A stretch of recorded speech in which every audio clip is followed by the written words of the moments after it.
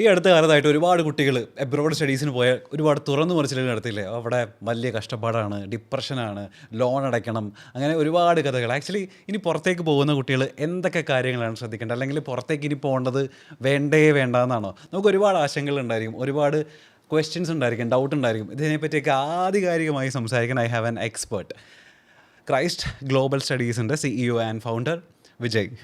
Hi sir, നമസ്കാരം. നമസ്കാരം. ഈ പറയുന്ന പോലെ വാഴ സിനിമ കണ്ടപ്പോഴാണ് അതിപ്പോൾ എല്ലാവർക്കും ഭയങ്കര ടെൻഷൻ ആയിട്ടുണ്ട്. ഓക്കെ. ഇപ്പോൾ എബ്രോഡ്, ഇപ്പോൾ UK കാനഡയിലൊക്കെ പോയി കഴിഞ്ഞാൽ അപ്പോൾ ഇതാണോ സ്ഥിതി? അതായത് നമുക്ക് ലോൺ അടയ്ക്കാൻ ബുദ്ധിമുട്ടാവോ, അവിടെ ജോലി കിട്ടാൻ ബുദ്ധിമുട്ടായിരിക്കും, ഡിപ്രഷൻ ആയിരിക്കുമോ എന്നൊക്കെ. ഒരു കൺട്രി ഇപ്പോൾ എബ്രോഡിന് സെലക്ട് ചെയ്യുന്ന സമയത്ത് നമ്മൾ എന്തൊക്കെ കാര്യങ്ങളാണ് ശ്രദ്ധിക്കേണ്ടത്? ആസ് ആൻ എക്സ്പെർട്ട്, സാർ ഒരു 13 വർഷത്തിലധികം ഈ ഫീൽഡിലുള്ള ആളാണ്. സാർ സജസ്റ്റ് ചെയ്യുന്ന കൺട്രീസും കാര്യങ്ങളൊക്കെ എന്തൊക്കെയായിരിക്കും? കൺട്രീസ് സെലക്ട് ചെയ്യാന്ന് വെച്ച് കഴിഞ്ഞാൽ നമ്മളുടെ from the dawn of civilisation onwards education നടക്കുന്നുണ്ട്. എഡ്യൂക്കേഷൻ ഇപ്പോൾ നമ്മൾ നോക്കിക്കഴിഞ്ഞ് കഴിഞ്ഞാൽ നമ്മുടെ ഇന്ത്യയുടെ ഇപ്പോൾ ഒരു മൻമോഹൻ സിംഗിനെ തന്നെ എടുത്തു കഴിഞ്ഞാൽ ഹി എഡ്യൂക്കേറ്റഡ് ഫ്രം ഓക്സ്ഫോർഡ്. തരൂർജി ഇത് ചെയ്തേക്കണേ. ഈവൻ നെഹ്റു മുതലുണ്ട്, ഗാന്ധിജി പോയിട്ടുണ്ട്. അപ്പോൾ നമ്മളെ സംബന്ധിച്ച് ഇവരെല്ലാവരും എഡ്യൂക്കേറ്റ് ചെയ്തേക്കുന്നത് വെളിയിലത്തെ യൂണിവേഴ്സിറ്റി, ബിഗ് യൂണിവേഴ്സിറ്റീസ് ആക്ച്വലി. അപ്പോൾ ഇതിപ്പോൾ ഒരു 50 വർഷം കഴിഞ്ഞാലോ 100 വർഷം കഴിഞ്ഞാലോ ഈ മൈഗ്രേഷൻ, ഈ ഒരു പ്രോസസ്സ് കണ്ടിന്യൂ ചെയ്തുകൊണ്ടിരിക്കും. ഇപ്പം നമ്മളെ സംബന്ധിച്ച് ഇപ്പോഴും ഓക്സ്ഫോർഡിലേക്ക് വേണ്ടിയിട്ട് അപ്ലിക്കേഷൻ അപ്ലൈ ചെയ്തിട്ട്, അല്ലെങ്കിൽ കേംബ്രിഡ്ജ് പോലത്തെയോ അല്ലെങ്കിൽ ഓക്സ്ഫോർഡ് പോലത്തെ യൂണിവേഴ്സിറ്റിയിൽ അപ്ലൈ ചെയ്തിട്ട് കിട്ടാതിരിക്കുന്ന ഒരുപാട് ആൾക്കാരുണ്ട്. സ്കോളർഷിപ്പോടുകൂടി പോകുന്ന ആൾക്കാരെ നമുക്കറിയാം. പക്ഷേ നമ്മൾ പറഞ്ഞില്ലേ, ഇത് നമ്മുടെ നാട്ടിൽ നിന്ന് വളരെ എന്താ പറയുക, പ്രൈവറ്റായിട്ടുള്ള കുറേ യൂണിവേഴ്സിറ്റീസിലും അല്ലെങ്കിൽ സൂട്ടബിൾ ആവുന്ന ഒരു കോഴ്സ് സെലക്ട് ചെയ്യാണ്ട് പോകുന്ന കുട്ടികൾക്ക് ഉണ്ടാകുന്ന പ്രശ്നങ്ങളാണിത്. ഇത് സർവ്വസാധാരണമുള്ള കാര്യമാണ്.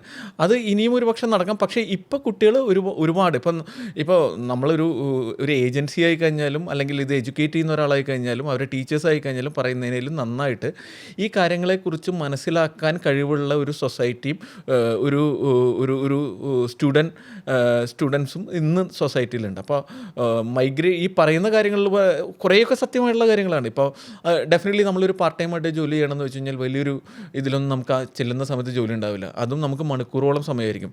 വീക്കെൻഡ്സിൽ വർക്ക് ചെയ്ത് കഴിഞ്ഞാൽ നമുക്ക് കൂടുതൽ പൈസ ലഭിക്കും. അതുമാത്രമല്ല സാറ്റർഡേ സൺഡേസിൽ ഈ നൈറ്റ് ഷിഫ്റ്റ് ചെയ്യുകയാണെന്ന് വെച്ച് കഴിഞ്ഞാൽ കൂടുതൽ പൈസ ലഭിക്കും. അപ്പോൾ കുട്ടികൾ അതുപോലെ കഷ്ടപ്പെട്ടിട്ട് പിന്നീട് ക്ലാസ്സിൽ പോയിട്ട്, അതുമാത്രമല്ല അവർക്കൊരു വലിയ പ്രഷറുണ്ട്. ഇവിടുന്ന് വലിയൊരു എമൗണ്ട് ലോൺ എടുത്തിട്ടും കൂടിയാണ് പോകുന്നത്. അപ്പോൾ സ്വാഭാവികമായിട്ടും ഞാനായി കഴിഞ്ഞാൽ ഒരു ലോൺ എടുത്തു കഴിഞ്ഞാൽ, ഒരു ഹൗസിംഗ് ലോൺ എടുത്തു കഴിഞ്ഞാൽ അതിന് വേണ്ടിയിട്ടാവും ചിലപ്പോൾ നമ്മൾ ജോലിക്ക് പോയിട്ടുണ്ടാവുക. അപ്പോൾ അതേപോലെ തന്നെയാണ് അവരെ സംബന്ധിച്ച് അതൊരു വലിയൊരു പ്രശ്നം തന്നെയാണ്. വലിയൊരു എമൗണ്ട് ഇതുണ്ട്. അതുമാത്രമല്ല പാരൻസിനെ കുറിച്ചുള്ള ഓവർ കൺസേൺ ആയിട്ടുള്ള ഒരു കാര്യമുണ്ട്. എൻ്റെ പാരൻസ് അവിടെയാണ്, ഞാനിവിടെ കഷ്ടപ്പെടാണ്, അപ്പോൾ എനിക്ക് അവരെ നോക്കണം എന്നുള്ള ഒരു കാര്യം കൂടി. അപ്പോൾ അവർ ചെയ്യുന്നൊരു വലിയ കാര്യം എന്താണെന്ന് വെച്ച് കഴിഞ്ഞാൽ അവരവിടെ ജോലി ചെയ്ത് അവരുടെ കാര്യങ്ങൾ ചെയ്യുന്നതോടൊപ്പം തന്നെ വീട്ടിലേക്കും കൂടി പൈസ അയക്കുന്നുണ്ട്. അതായത് ലോണിൻ്റെ എമൗണ്ടും വീട്ടിലേക്കും അയക്കുന്ന ഒരുപാട് കുട്ടികളെ നമുക്കറിയാം. ഇത് ശരിക്കും പറഞ്ഞാൽ ഈ ഒരു കാര്യം ഇനിയത്തെ ഒരു സൊസൈറ്റിയിൽ നടക്കുമെന്ന് എനിക്ക് തോന്നുന്നില്ല. പക്ഷേ എനിക്ക് തോന്നുന്നു ഇവിടെ നിന്നുള്ള കുട്ടികൾ പോകുന്നതും കണ്ടിന്യൂ ചെയ്തുകൊണ്ടിരിക്കും. പിന്നെ നമുക്ക് എടുത്തു പറയേണ്ട ഒരു കാര്യം എന്താണെന്ന് വെച്ച് കഴിഞ്ഞാൽ, ഇപ്പോൾ ഒരു എഞ്ചിനീയർ ആണെന്ന് വെച്ച് കഴിഞ്ഞാൽ അവൻ പോകേണ്ട ഒരു സ്ഥലം എന്ന് വെച്ചാൽ ജർമ്മനി ആയിരിക്കും. ഓക്കെ. ഇപ്പോൾ ഒരു IT പ്രൊഫഷൻ ആണെന്ന് വെച്ച് കഴിഞ്ഞാൽ ഞാൻ സ്വാഭാവികമായിട്ടും പറയും Ireland is a good option. നെതർലാൻഡ്സിൽ ഒരുപാട് നല്ല ഓപ്ഷൻസ് ഉണ്ട്. ഡെഫിനറ്റ്ലി ജർമ്മനിയും നല്ലൊരു ഓപ്ഷൻ ഉണ്ട്. ഇനിയിപ്പോൾ നമുക്ക് ഒന്നും കൂടി സോളിഡ് ആയിട്ടുള്ള ഇതായിട്ട് എടുത്ത് നോക്കുകയാണെങ്കിൽ മാനേജ്മെൻറ്റ് പ്രൊഫഷണൽസിലൊക്കെ ഉള്ള ആൾക്കാരാണെന്ന് വെച്ച് കഴിഞ്ഞാൽ UK is a good option four management professions. അപ്പോൾ നമ്മൾ പറയില്ലേ, നമ്മളുടെ കോഴ്സിനെ ഓപ്റ്റ് ചെയ്യണതും നമ്മളുടെ സ്കോപ്പും അതെല്ലാം നോക്കിയിട്ട് വേണം ഇത് ചെയ്യാൻ വേണ്ടിയിട്ട്. ഇപ്പോൾ ഒരുപാട് കുട്ടികൾ അവിടെ പോയിട്ട് എഡ്യൂക്കേഷൻ കഴിഞ്ഞ് അവർ സ്റ്റേ ബാക്ക് ചെയ്യാതെ അവർ തിരിച്ചു വന്ന് പാരൻസിനെ സപ്പോർട്ട് ചെയ്ത് ഇവിടെ ബിസിനസ്സിനോ അല്ലെങ്കിൽ അവരുടെ കൂടെ ജോലിക്കോ കയറിക്കുന്ന ഒരുപാട് ആൾക്കാരുണ്ട്. അപ്പോൾ ഈ സ്റ്റഡി അബ്രോഡ് എന്ന് പറയുന്ന ഒരു ഭാഗവും അല്ലെങ്കിൽ നമ്മൾ ഈ ഗ്ലോബൽ എഡ്യൂക്കേഷനും എന്നും കണ്ടിന്യൂ ചെയ്യുന്നത് തന്നെയാണ് ഞാൻ വിശ്വസിക്കുന്നത്. ഇപ്പോൾ സാർ പറഞ്ഞല്ലോ, ഇപ്പോൾ ജർമ്മനി ഒക്കെ ആണെന്നുണ്ടെങ്കിൽ കുറച്ചുകൂടെ ഓപ്റ്റ് ചെയ്യാൻ പറ്റും. ഇപ്പോൾ എഞ്ചിനീയറിംഗ് സ്റ്റുഡൻസിനൊക്കെ ആണെന്നുണ്ടെങ്കിൽ. അപ്പോൾ ഞാനൊരു എഞ്ചിനീയറിംഗ് സ്റ്റുഡൻ്റ് ആണെന്ന് വിചാരിക്കുക. എനിക്ക് ജർമ്മനിയിൽ പോയി കഴിഞ്ഞാൽ അവിടെ പോയി പഠിക്കുന്നത് കൊണ്ട് മാത്രം കിട്ടുന്ന ഒരു എക്സ്പോഷറും ഓപ്പർച്യൂണിറ്റീസും എന്ത് മാത്രമായിരിക്കും? അല്ലെങ്കിൽ ജർമ്മനിയിൽ വേറെ എന്തൊക്കെ കോഴ്സാണ് നമ്മൾ പ്രൊമോട്ട് ചെയ്യാൻ കൂടുതൽ ഉദ്ദേശിക്കുന്നത്? എഞ്ചിനീയേഴ്സിൻ്റെ ഹബ്ബ് ഏതാണെന്ന് വെച്ച് കഴിഞ്ഞാൽ ഡെഫിനറ്റ്ലി ജർമ്മനി ഞാൻ പറയുള്ളൂ. കാരണം ബേസിക്കലി ഇവിടെ 4 ഇയർ കോഴ്സാണ് ഇവർ കംപ്ലീറ്റ് ചെയ്യുന്നത്. അത് 4 ഇയർ കോഴ്സ് ചെയ്തിരിക്കുന്ന കാരണം കൊണ്ട് അവർക്ക് APS ചെയ്തിട്ട് CTC പോയിൻറ്റ്സ് എന്ന് പറയുന്ന ഒരു പോയിൻറ്റ്സ് നമുക്ക് കിട്ടുന്നുണ്ട്. ആ CTC പോയിൻറ്റ്സ് അവർക്ക് ലഭിക്കുന്നത് 210 പോയിൻറ്റ്സ് ആണ് ലഭിക്കുക. ഓക്കെ. ഇപ്പോൾ നമ്മളൊരു ഡിഗ്രി സ്റ്റുഡൻ്റ് ആണ് ചെയ്യണമെന്ന് വെച്ച് കഴിഞ്ഞാൽ 180 പോയിൻറ്റ്സ് ആണ് നമുക്ക് ലഭിക്കുക. അപ്പോൾ ഈ 30 പോയിൻറ്റ്സ് അവർക്ക് അഡ്വാൻറ്റേജ് ഉണ്ട്.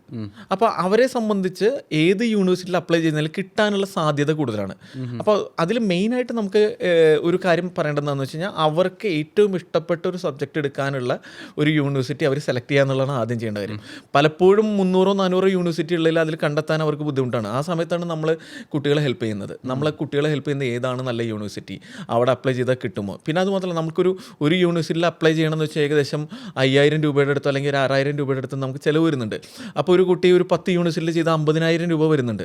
അപ്പം നമ്മളെ സംബന്ധിച്ച് അതിന് വേണമെങ്കിൽ ഒന്നും കൂടി കുറച്ചിട്ട് 3-4 യൂണിവേഴ്സിറ്റിയിൽ അപ്ലൈ ചെയ്തിട്ട് കിട്ടാൻ സാധ്യമായുള്ള ഒരു യൂണിവേഴ്സിറ്റിയിൽ അപ്ലൈ ചെയ്തിട്ട് ഓഫർ ലെറ്റർ എടുക്കുന്നതായിരിക്കും നല്ലതെന്നാണ് ഞാൻ പൊതുവെ കുട്ടികളുടെ അടുത്ത് പറയാം.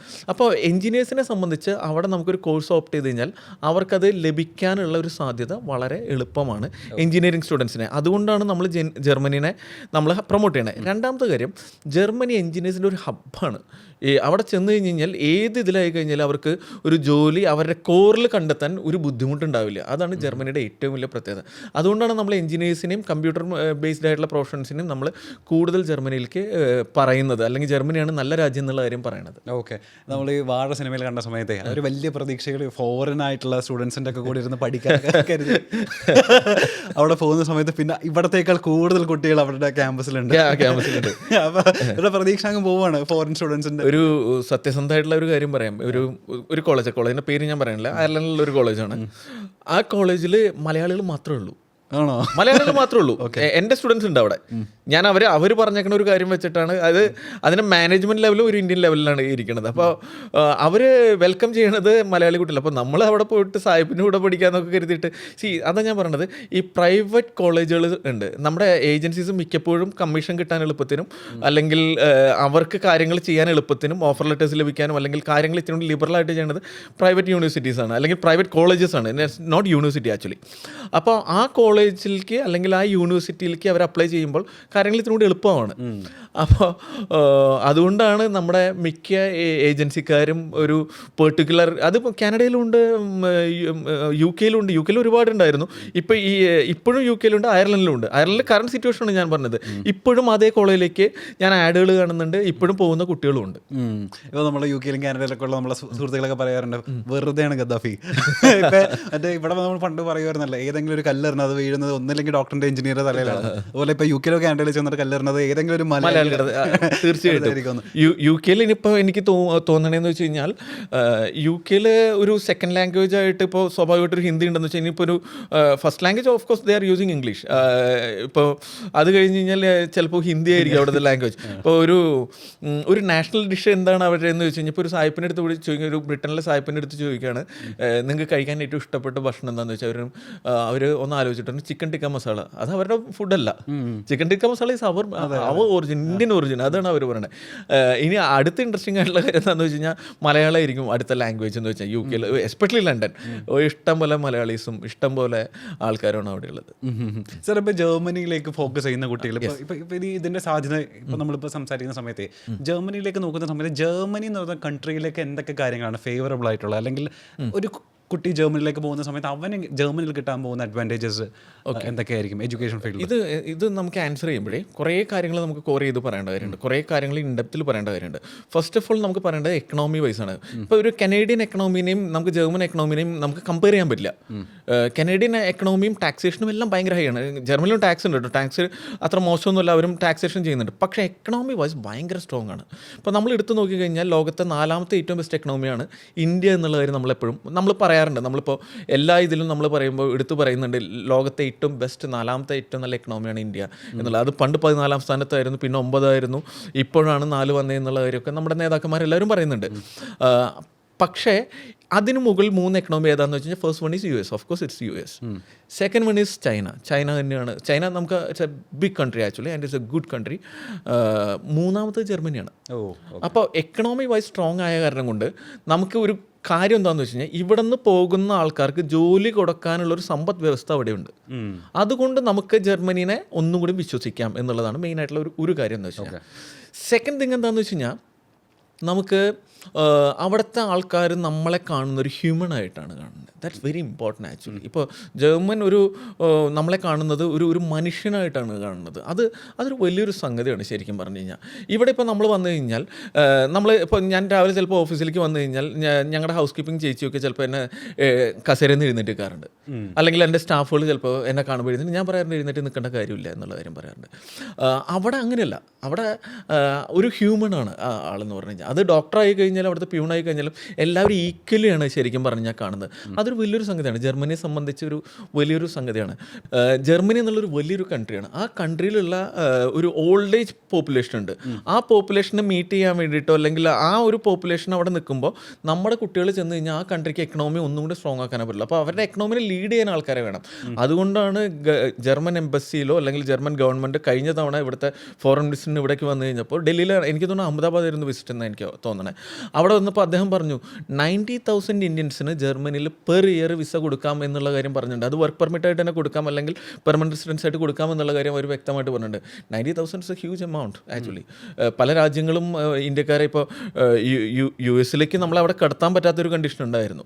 ഒരു ഫ്ലൈറ്റ് അവിടെ പോയി കഴിഞ്ഞിട്ട് വിസ നിയമം മാറ്റി ഓവർനൈറ്റിൽ അവിടെ ചെന്ന് കഴിഞ്ഞപ്പോൾ അവർക്ക് ഇറങ്ങാൻ പറ്റാത്തൊരു കണ്ടീഷൻ ഉണ്ടായിട്ടുണ്ട്. അതൊക്കെ നമ്മൾ യൂട്യൂബിലോ അല്ലെങ്കിൽ നമ്മൾ ഇൻസ്റ്റാഗ്രാമിൽ കണ്ടേക്കുന്ന കാര്യമാണ്. അങ്ങനത്തെ ഒരു സമയത്താണ് ഒരു ഗവൺമെൻറ് പറയണത് okay Indians you come here, you have opportunity here എന്നുള്ള കാര്യം ഗവൺമെൻറ്റിൻ്റെ സപ്പോർട്ടുള്ള കാര്യം. പിന്നെ എടുത്തു പറയേണ്ട ഒരു കാര്യം എന്താണെന്ന് വെച്ചാൽ universities. Most of the universities are providing free education. Free education എന്ന് പറഞ്ഞാൽ ട്യൂഷൻ ഫീസ് ഇല്ല അവിടെ. ഓക്കെ, ട്യൂഷൻ ഫീസ് ഇല്ല. ഇപ്പോൾ നമ്മളൊരു ട്യൂഷൻ ഫീസ് എന്ന് പറഞ്ഞ് അടയ്ക്കുന്ന ഉണ്ടാവില്ല. പക്ഷേ ഇൻസ്റ്റെഡ് ഓഫ് ദാറ്റ് അവിടെ ഒരു ചെറിയൊരു എമൗണ്ട് കോൺട്രിബ്യൂഷൻ ആയിട്ട് നമുക്ക് അടയ്ക്കേണ്ടി വരും, ടാക്സ് ആയിട്ട് നമ്മൾ അടയ്ക്കേണ്ടി വരും. അതൊക്കെയാണ് നമുക്ക് വരുന്നത്. അതും വളരെ നിസ്സാര എമൗണ്ടാണ്. നമ്മുടെ നാട്ടിൽ ഇവിടെ ഒരു കോളേജിൽ അല്ലെങ്കിൽ ഇവിടുത്തെ തന്നെ ഒരു ഗവൺമെൻറ് കോളേജിൽ ഒരു പക്ഷേ പോയിട്ട് പഠിക്കുമ്പോൾ നമ്മൾ കൊടുക്കുന്ന എമൗണ്ടിലും വളരെ താഴെയായിരിക്കും ആ എമൗണ്ട് എന്ന് പറഞ്ഞു കഴിഞ്ഞാൽ. പിന്നെ അതിലെന്താ കാര്യം എന്ന് വെച്ച് കഴിഞ്ഞാൽ ഇപ്പോൾ അതില്ലാത്ത യൂണിവേഴ്സിറ്റീസും ഉണ്ട്. പക്ഷെ അവിടെ എല്ലാം നമുക്ക് ആവശ്യമുള്ളൊരു കാര്യം എന്ന് വെച്ച് കഴിഞ്ഞാൽ മാർക്ക് എന്നുള്ളൊരു പാരാമീറ്ററാണ്. 7.5 CGPAയും നിങ്ങൾക്ക് IELTS-ന് ഒരു 7 എന്നുള്ള സ്കോറും. അതുമാത്രമല്ല നമുക്കൊരു തരക്കേടില്ലാത്തൊരു എക്സ്പീരിയൻസ് ഉണ്ടെന്ന് വെച്ച് കഴിഞ്ഞാൽ ഇപ്പോൾ 1 year എക്സ്പീരിയൻസോ അല്ലെങ്കിൽ നമ്മൾ അൺപെയ്ഡ് ഇൻറ്റേൺഷിപ്സ് ഒക്കെ ചെയ്തിട്ടുണ്ടെന്ന് വെച്ച് കഴിഞ്ഞാൽ നല്ലൊരു ഓപ്പർച്യൂണിറ്റി ആയിരിക്കും. നമുക്ക് ആ യൂണിവേഴ്സിറ്റി ഡെഫിനറ്റ്ലി നമുക്ക് PG പ്രോഗ്രാംസിന് നമ്മൾ അവർ വെൽക്കം ചെയ്യും. ഡെഫിനറ്റ്ലി നമുക്ക് ഓഫർ ലെറ്റർ എടുത്ത് കൊടുക്കാൻ പറ്റും. ഓക്കെ. ഇതിപ്പോൾ ഒരു മിഡിൽ ക്ലാസ് ഫാമിലി ഉണ്ടല്ലോ, ഒരു സാധാരണക്കാരനെ നമ്മളെപ്പോലുള്ള ആൾക്കാർ, ഞങ്ങളെ പോലുള്ള ആൾക്കാർക്ക് ജർമ്മനി പോലുള്ള ഒരു കൺട്രീസിൽ നമ്മളുടെ പിള്ളേരെ വിട്ടയപ്പിക്കാനുള്ളൊരു മാർഗമുണ്ടോ, അല്ലെങ്കിൽ അതിന് പറ്റുമോ, അല്ലെങ്കിൽ ഭയങ്കര എക്സ്പെൻസീവ് ആണോ ഇവരുടെ ലോൺസ് ഇവിടെ ഉണ്ടെങ്കിൽ എന്തൊക്കെയാണ് അതിൻ്റെ ക്രൈറ്റീരിയ, അതും കൂടെ ഒന്ന് പറയുമോ? റഫി, നമ്മൾ പറയണത് എന്താണെന്ന് വെച്ച് കഴിഞ്ഞാൽ നമ്മൾ പറയണം, ഞാൻ വേണമെങ്കിൽ എണ്ണി പറയാം എമൗണ്ടുകൾ എന്തൊക്കെ ചിലവ് വരണം എന്നുള്ള കാര്യം. നമുക്കൊരു APS എന്ന് പറയുന്ന ഒരു സംഗതി ചെയ്യണം. അതിനൊരു 18,000 രൂപ ചിലവ് വരും. ഓക്കെ. IELTS എക്സാം എന്തായാലും എഴുതണം. IELTS എക്സാം എഴുതണം എന്ന് വെച്ച് കഴിഞ്ഞാൽ ഒരു 19,000 രൂപ വരും. പിന്നെ അതിൻ്റെ ട്രെയിനിങ് ഒക്കെ ചിലപ്പോൾ ഇപ്പോൾ നമ്മൾ പല ആൾക്കാരും ഫ്രീ ആയിട്ട് പ്രൊവൈഡ് ചെയ്യുന്നുണ്ട്. നമ്മൾ ഫ്രീ ആയിട്ടാണ് കുട്ടികൾക്ക് പ്രൊവൈഡ് ചെയ്യുന്നത്. IELTS-ൻ്റെ ജർമ്മനിയൻ ക്ലാസ് നമ്മൾ ഫ്രീ ആയിട്ടാണ് പ്രൊവൈഡ് ചെയ്യുന്നത്. അതുപോലെ തന്നെ നമ്മൾ എടുത്തു പറയേണ്ട വേറൊരു അപ്ലിക്കേഷൻ എമൗണ്ട് നമ്മളവിടെ പേ ചെയ്യേണ്ടി വരും. അപ്പോൾ അത് നമ്മളൊരു യൂണിവേഴ്സിറ്റിയിലേക്ക് ഒരു ഓൾമോസ്റ്റ് ഒരു 5,000 രൂപ വെച്ചിട്ട് നമ്മളൊരു 2-3 കോഴ്സുകൾക്ക് അപ്ലൈ ചെയ്യുമ്പോൾ സ്വാഭാവികമായിട്ട് ഒരു 15-20 രൂപ നമുക്കതിനൊരു ചിലവ് വരുന്നുണ്ട്. ഓക്കെ. പിന്നെ വരുന്ന ഒരു മെയിൻ ഒരു ചിലവെന്ന് വെച്ച് കഴിഞ്ഞാൽ നമുക്ക് ഈ പറഞ്ഞ കോൺട്രിബ്യൂഷൻ എമൗണ്ടാണ്. അതൊരു വളരെ ചെറിയൊരു എമൗണ്ടാണ് വരാൻ സാധ്യതയുള്ളൂ. ഒരു 30,000 മുതൽ 50,000 വരെ മേടിക്കുന്ന യൂണിവേഴ്സിറ്റീസ് ഉണ്ട്. പിന്നെ നമുക്ക് വരാൻ സാധ്യതയുള്ള ചിലവെന്ന് വെച്ച് കഴിഞ്ഞാൽ നമ്മുടെ ലീവിങ് എക്സ്പെൻസിന് ഒരു എമൗണ്ട് അവിടെ കാണിക്കണം. അത് 12,000 യൂറോ ആണ് കാണിക്കേണ്ടത്. അത് നമ്മൾ അവിടെ ബാങ്ക് അക്കൗണ്ട് തുടങ്ങി നമ്മൾ അവിടെ ഓപ്പൺ ചെയ്ത് നമ്മൾ ചെയ്യണം. അതിനെ പറയാം ബ്ലോക്ക് അക്കൗണ്ട് കാണിക്കുക എന്നുള്ളതാണ്. അത് നമുക്ക് മാസം വെച്ചിട്ട് വിഡ്രോ ചെയ്യാം. 11 മാസം കൊണ്ട് ആ പൈസ മൊത്തം നമുക്ക് എടുക്കാം. അതായത് നമ്മൾ അതൊരു എക്സ്പെൻസ് ആയിട്ട് അതിനെ കണക്കാക്കാൻ പറ്റില്ല. പിന്നെ പറയുന്നത് VFSൻ്റെ ചാർജ് വരുന്നുണ്ട്. പിന്നെ CSP പോർട്ടലിന് വേണ്ടിയിട്ട് നമുക്കൊരു 1,200 രൂപ വരുന്നുണ്ട്. പിന്നെ നോട്ടറി അറ്റസ്റ്റേഷൻ വരുന്നുണ്ട്. മെഡിക്കൽ ഇത് വരുന്നുണ്ട്. ഇതെല്ലാം ചേർത്താലും നമുക്കൊരു 3.5 to 4 ലക്ഷം രൂപയ്ക്ക് അക്കോമഡേഷൻ അടക്കം നമുക്ക് അങ്ങോട്ട് പോകാൻ പറ്റും. ആണല്ലേ? അതെ, 4 ലക്ഷം രൂപയിൽ താഴെ ഞാൻ അക്കോമഡേഷൻ അടക്കം ചെയ്തു തരാം. ഓക്കെ.